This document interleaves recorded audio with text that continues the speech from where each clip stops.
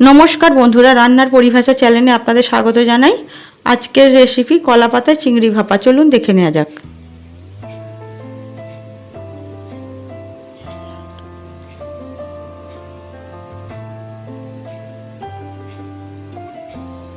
कला पाता चिंगड़ी भापार जन्य आमी एखाने 200 ग्राम फ्रेश चिंगड़ी निয়েছি। आपनाराও চেষ্টা করবেন একটু फ्रेश चिंगड़ी হলে ভালো হয়।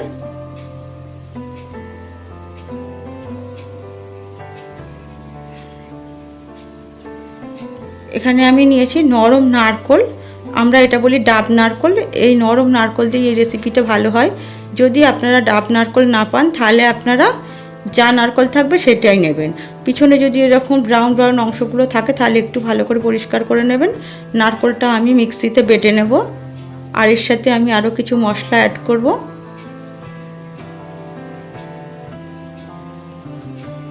এখানে আমি 2 চামচ সরষে, কালো সরষে আর 2টো কাঁচা লঙ্কা, এটা অল্প একটু যেহেতু আমি সিলে বেটে নেব। নারকোল আর সরষে আমার দুটোই বাটা হয়ে গিয়েছে।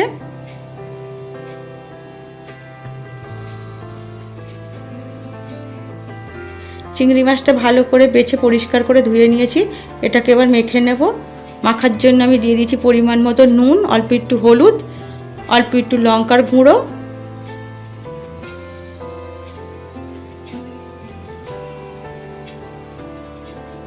বাটা নারকোল, সর্ষে কাঁচা লঙ্কা বাটা আর সর্ষের তেল। বন্ধুরা এই রেসিপিটা কিন্তু সর্ষের তেলেই করতে হবে। সবগুলোকে এবার ভালো করে মিশিয়ে নেব।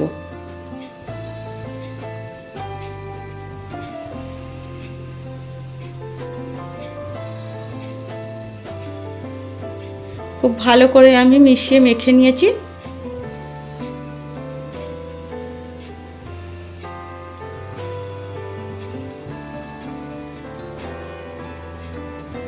এবার অল্প একটু দিয়ে দেব চিনি। চিনিটা দিয়ে আবার আমি ভালো করে একটু মেখে নেব।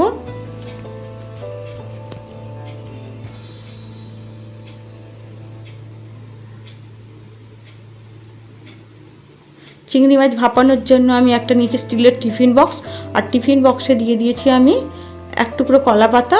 উল্টো দিক থেকে আমি আরও এক টুকরো দিয়ে দিলাম কলা পাতা। এই চিংড়ি মাছ কলা পাতা ভাপানোর জন্য খুবই কম কলা পাতার মধ্যেই হয়ে যায়।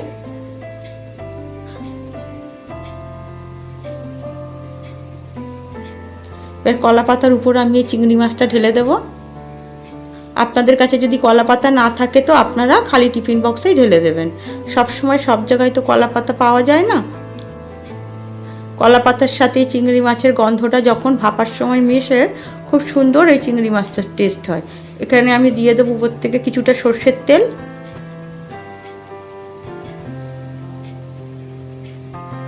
আর কয়েকটা চেরা কাঁচা লঙ্কা।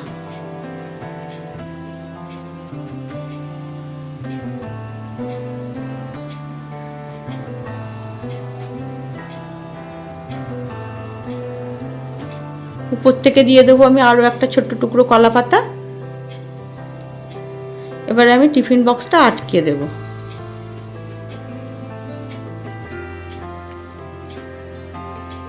চিংড়ি মাছটা ভাপানোর জন্য আমি এখানে একটা কড়াইয়ের জলে একটা স্ট্যান্ড বসিয়ে দিয়েছি। এবার আমি স্টিলের টিফিন বক্সটা আমি বসিয়ে দিলাম। আপনাদের কাছে যদি স্ট্যান্ড না থাকে তো একটা ইট পাথরটি হোক একটা টুকরো করে শক্ত দিয়ে দেবেন। টিফিন বক্সটার উপরে আপনারা চাইলে একটা নোড়াও শক্ত কিছু দিয়ে দিতে পারেন যাতে উল্টে না যায়। আমি একটা স্টিলের ঢাকা দিয়ে দিলাম। এবারে এটাকে আমি 20 থেকে 25 মিনিট ভাপিয়ে নেব, তাহলেই চিংড়ি মাছ আমাদের সিদ্ধ হয়ে যাবে। যদি আপনাদের চিংড়ি মাছের পরিমাণ বেশি থাকে সেক্ষেত্রে বেশিক্ষণ একটু সময় লাগবে। 25, 30, 35 মিনিট আপনারা চিংড়ি মাছের পরিমাণ বুঝে ভাপাবেন। মাঝে মাঝে ঢাকা খুলে দেখে নেবেন জল আছে কিনা, জল শুকিয়ে না যায়। এবারে এটা আমি পুরোপুরি ঠান্ডা হলে আপনাদের খুলে দেখাবো।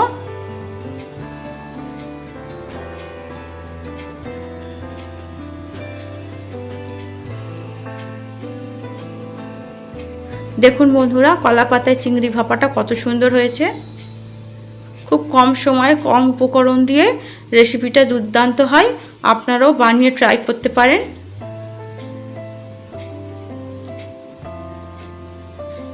যদি আমার এই কলাপাতা চিংড়ি ভাপাটা ভালো লাগে তো একটু লাইক করবেন। আপনারা ভালো থাকবেন, সাবধানে থাকবেন। আবারও দেখাবো অন্য কোনো ভিডিও।